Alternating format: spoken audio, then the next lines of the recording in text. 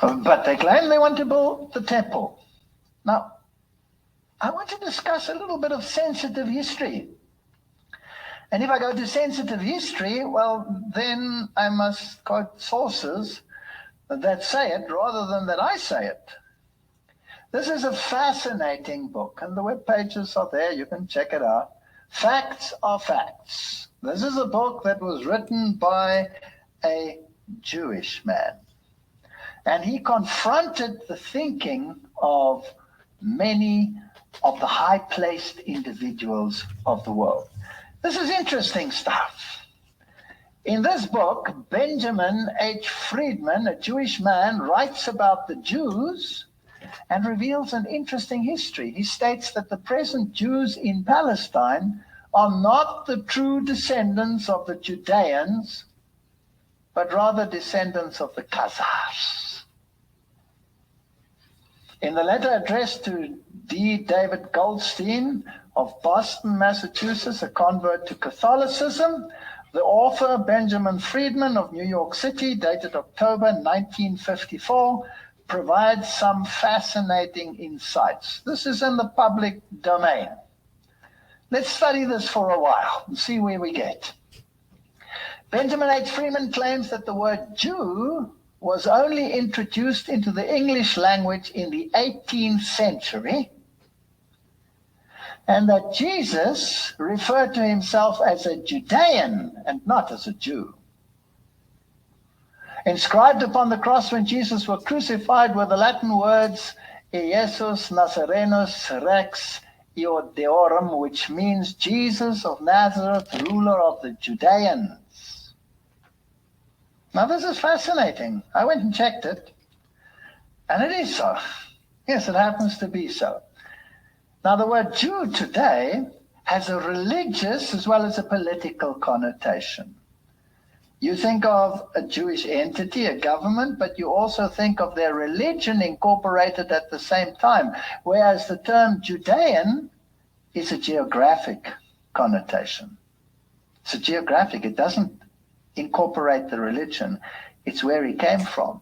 He was from Judah. He was a Judean. He further writes, the form of religious worship known as Pharisaism in Judea in the time of Jesus was a religious practice based exclusively upon the Talmud. The Talmud in the time of Jesus was the Magna Carta, the Declaration of Independence, the Constitution, the Bill of Rights, all rolled into one, of those who practiced Pharisaism. The Talmud today occupies the same relative position with respect to those who profess Judaism. So the rituals and rites that many of them observed were based on the Talmud and not on the Torah. Rabbi Morris, this is all from the source. Rabbi Morris in Kurtzer wrote a most revealing and comprehensive article with the title, What is a Jew?, which was published as a feature article in Look magazine in June 17, 1952 issue. In that article, Rabbi Morris Kurtzer evaluated the significance of the Talmud to Judaism today. In that illuminating treatise and that important subject, by the most qualified authority at the time, Rabbi Morris N. Kurtzer stated, the Talmud consists of 63 books of legal, ethical, and historical writings of the ancient rabbis. It was edited 5 centuries after the birth of Jesus. It is a compendium of law and lore. It is the legal code which forms the basis of the Jewish religious law, and it is, note, the textbook used in the training of rabbis. So rabbis are trained according to the Talmud, and the Talmud has very little in common with the Bible. Then he states, from the birth of Jesus until this day, there have never been recorded more vicious and vile, libelous blasphemies of Jesus or Christians and the Christian faith by anyone, anywhere, or any time than you will find between the covers of the infamous 63 books.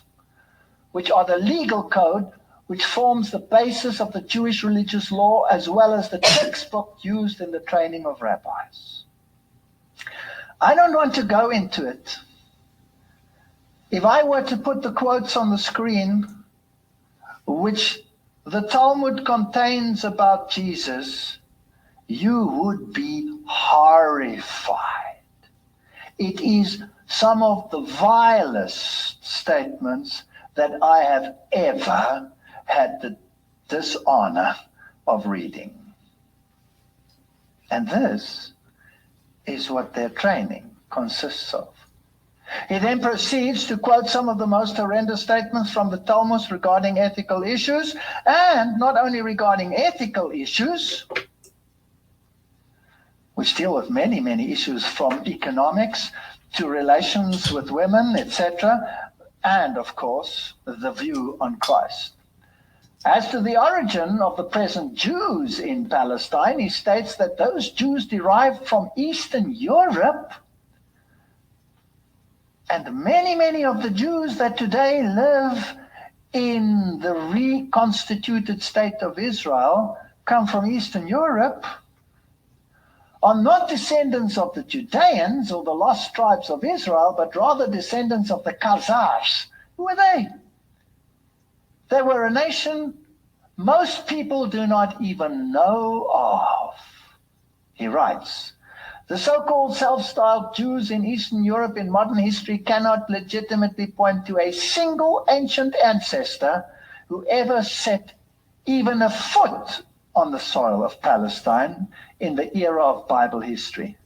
Research also revealed that the so-called or self-styled Jews in Eastern Europe were never Semites, are not Semites now, nor can they ever be regarded as Semites at any future time by any stretch of the imagination. What secret, mysterious power has been able for countless generations to keep the origin and the history of the Khazars and the Khazar kingdom out of the history textbooks? Did you ever learn about it at school? I never learned about it. And out of classroom courses in history throughout the world, the origin and the history of Khazars and the Khazar kingdom are certainly incontestable historical facts. You have to do some cross-checking. Even the Jewish Encyclopedia is quite explicit about it. This was the Khazar kingdom. Here is the Black Sea, the Byzantine Empire. Here was Persia. And here was the kingdom of the Khazars. It was a massive kingdom. Now let's look at some of this interesting history. The Khazars were an Asiatic nation, and the Jewish Encyclopedia states Persian origin that converted to Talmudic Judaism. Now obviously some of the rabbis involved there could have been Judeans and probably were Judean descendants, but their converts are not Judeans. And that had conquered a vast area of Eastern Europe, which was in turn later conquered by the Russians in the 10th and 13th century. So that is why there are so many Russian Jews. Have you ever thought where they came from? Did they escape from Palestine? Were they the lost 10 tribes? Did they emigrate to Russia? No. This is a totally different nation that accepted Talmudic Judaism. He writes, after a historic session with representatives of the three monotheistic religions, King Bulan, 7th century, decided against Christian and Islam, because Islam had just arisen, and selected as the future state religion the religious worship then known as Talmudism, and not known and practiced as Judaism, which was totally different, which was based on the Bible. They adopted the Hebrew alphabet, and the Khazars adapted words to their requirements from the German, the Slavonic, and the Baltic languages. This language was known as Yiddish. And Yiddish used the Hebrew alphabetic characters, but not Hebrew. It's not Hebrew. It's Yiddish. I've always wondered, when I hear them speaking Yiddish, I understand quite a few words. Why? Because I'm German. They had many exchanges with universities and their students were trained. So here is another nation which had occupied this area, and they had adopted this religion and brought rabbis in and trained the people, but they were not Judean. Now let's jump to today. In accordance to this history, the religion of the modern state of Israel is based on Kabbalistic and Talmudic traditions and is far removed from the biblical worship of Yahweh.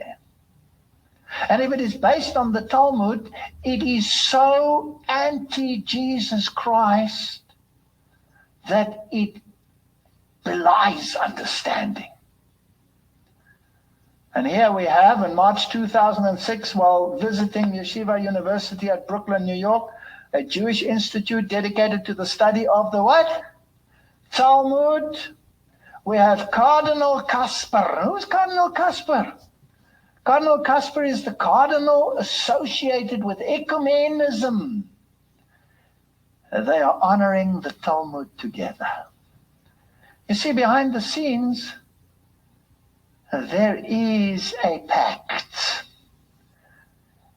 Because I, as a Christian, can sympathize with every other religion, but I cannot embrace a religion that speaks evil of Jesus Christ.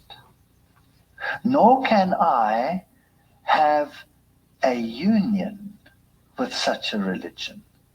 Because can two walk together lest they be agreed? Now let's get back to the Napoleonic society and see what happened further. Napoleon established both the Bank of France, we saw that, the French Bourse, the stock exchange, as well as the National Department of Tax Boards. Do we have all of those systems of governments in the world today, yes or no? Yes, we do. And we have the same system of economics today, yes or no? Yes. The world is run by the stock exchange. To ensure equitable taxation for all, consequently, the income of the French peasants skyrocketed. Think tanks and research centers were established in France to work on projects vital for national economy. So a totally new economic order evolved. Who started these organizations? We will have to see. Who runs the secret societies today and the secret organizations? Who started them? Who is the instigator? Who's the boss behind the scenes? We will have to see. And maybe we'll get a different picture of what's happening in the world. An industrial board was organized to provide data and information to French industry, as exemplified by the success of the sugar beet farming and the canning industry. In the military, Napoleon pioneered in what we describe today as the principles of war. And did you know that these principles, the armies of today, are based on the organization created by Napoleon for his Grand Army, and it has been used ever since. Who controls these armies?